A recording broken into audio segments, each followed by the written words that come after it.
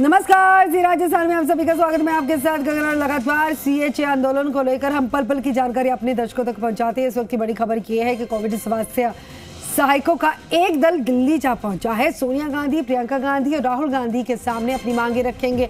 सोनिया गांधी के सामने अपनी मांगे रखी जाएंगी, प्रियंका गांधी के साथ भी कोशिश रहेगी उनके सामने मांगे रखी जाए।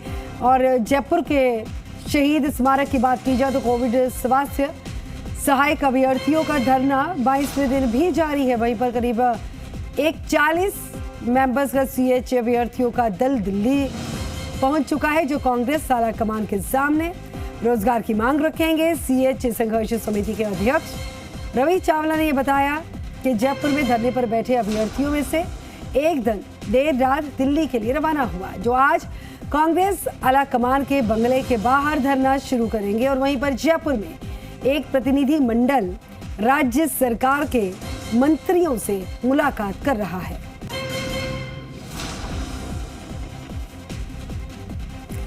तो एक बार फिर से बता दें कि कैडर में शामिल किया जाए, नियमित किया जाए, उनकी जो सैलरी उनको नहीं मिली कई महीनों से वो जारी की जाए, और भी कई सारी मांगों को लेकर सीएचए लगातार आंदोलनरत है।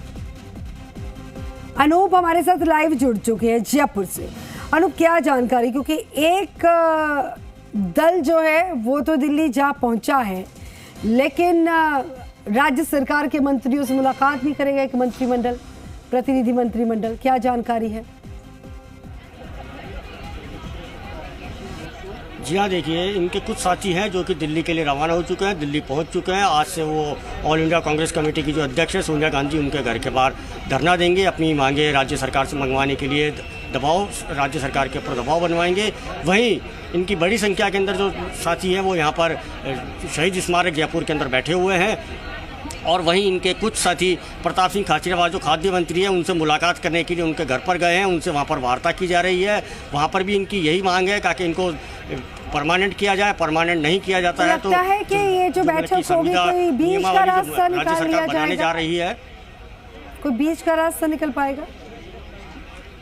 हाँ जी, बीच का रास्ता नहीं, इनका बीच का, इनसे जब बात हुई तो इन्होंने यही कहा कि बीच का रास्ता तो यही किया कि जो संविदा नियमावली जो बनाई जा रही है उसके अंदर इनके पद को शामिल किया जाए, और जब मतलब कि संविदा कर्मियों को परमानेंट किया जाएगा तो इनको भी परमानेंट किया जाए। वहीं जो चिकित्सा मंत्री हैं उनका कहना है कि कोरोना खत्म, नौकरी खत्म, ये बात इनके ये बोल रहे हैं कि हमारे गले नहीं उतर रही है। जब सरकार को हमारी जरूरत थी तो हमने ये भी तो कहा है कि एडजस्ट किया जाएगा होमगार्ड की तरफ।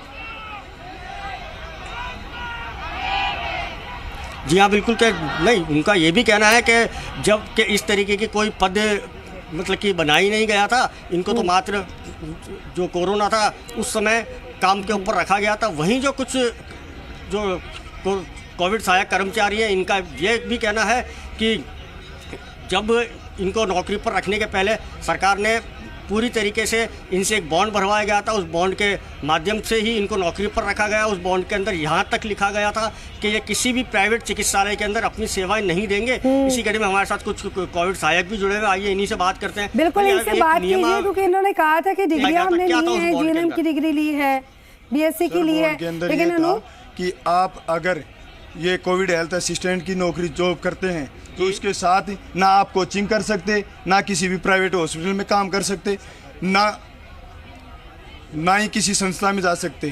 तो सरकारी प्राइवेट कोई भी चीज़ भी हो, तो इसके तहत हमें 3 महीने के लिए लिया गया, उसमें हमने हमारी मर्जी से काम किया, वो कोई दिक्कत नहीं है। उसके बाद में 3 महीने का एक्सटेंशन क्यों बढ़ाया, और फिर 3 महीने का वापस एक्सटेंशन बढ़ाया? कोरोना के लिए लिया, तो कोरोना में हमें कोई दिक्कत नहीं है, हम उस 3 महीने का पैसा भी नहीं लेंगे।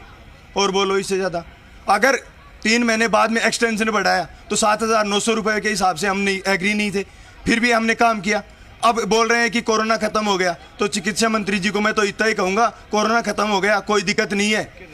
आपने 28 तारीख को किसी भी न्यूज़ चैनल के मंच से, मेरे को मंच उसका न्यूज़ चैनल का नाम पता नहीं है, वहाँ से आपने ऐलान किया था कि हम सब सेंटर पे एक CHO, एक CHA और एक ANM होगी। ये अगर आपने शब्द नहीं बोले तो हम नौकरी छोड़ के चले जाएंगे, सबकी गारंटी मैं ले रहा हूँ। ठीक है। और चिकित्सा मंत्री जी से एक ही निवेदन है कि जो भी प्रोसीजर हुआ है ना उसमें कोविड हेल्थ सहायक का कोई भी पुलिस वेरिफिकेशन हुआ है, मेडिकल हेल्थ का हुआ है, बच्चों का, शादी का, तंबाकू का, यहाँ तक कि शौचालय का। अगर एक मिनट, जैसा कि होमगार्ड की तरह है, आपको होमगार्ड वाला कोई सिस्टम नहीं है।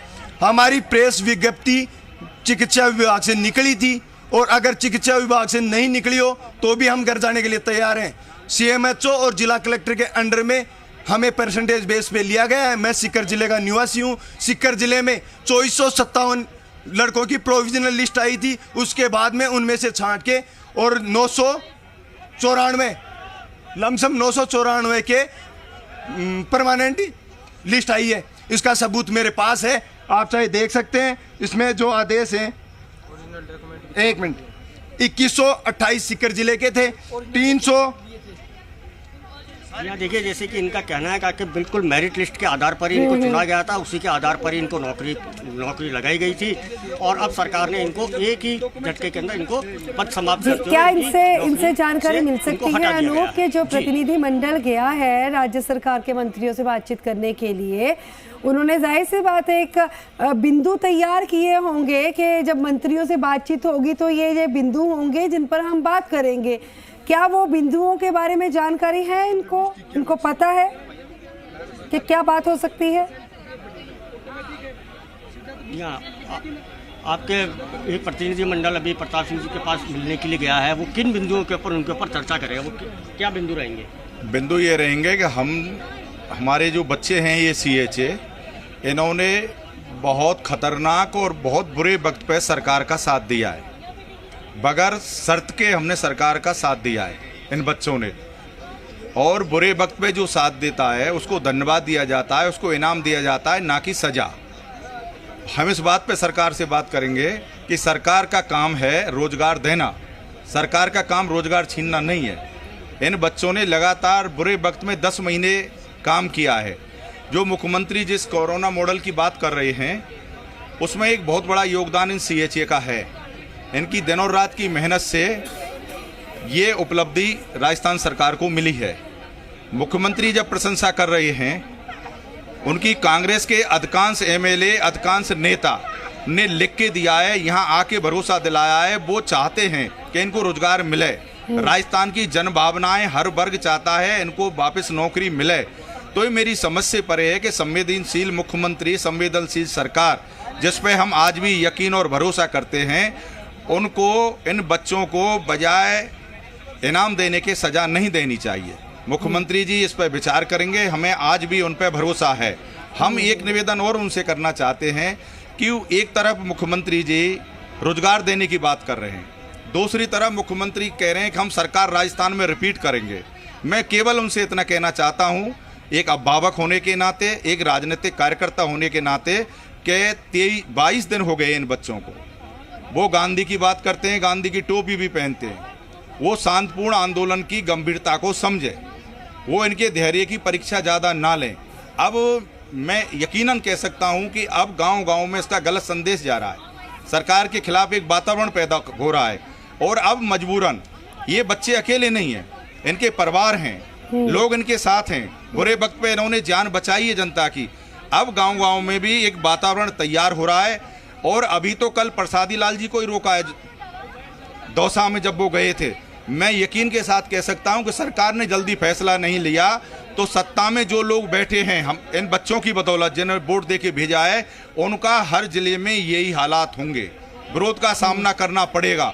और आज हम लोग बात कर रहे हैं अपने विरोध को, आंदोलन को एक नई दिशा देने की तैयारी भी है। अब सबकी नजरें हैं न सिर्फ शहीद स्मारक पर, जो बड़ी संख्या में कोविड ये फ्रंटलाइन वर्कर यहाँ पर डटे हुए हैं, और दूसरी तरफ दिल्ली में क्या कुछ बातचीत हो पाएगी, क्योंकि दूसरी तरफ अगर दिल्ली की ही बात की जाए तो संगठनात्मक बदलाव को लेकर या प्रशांत किशोर को लेकर कई बिजी शेड्यूल है सोनिया गांधी के, अगर देखे जाए आला कमान के। तो इस बीच में क्या इनको वक्त मिल पाएगा? सोनिया गांधी क्या इनको वक्त दे पाएगी? प्रियंका गांधी क्या इनको वक्त दे पाएगी कि इनकी समस्याएं सुने और समाधान निकाला जाए या बीच का रास्ता निकाला जाए? आपसे बातचीत के लिए मैं वापस आऊंगी। प्रताप सिंह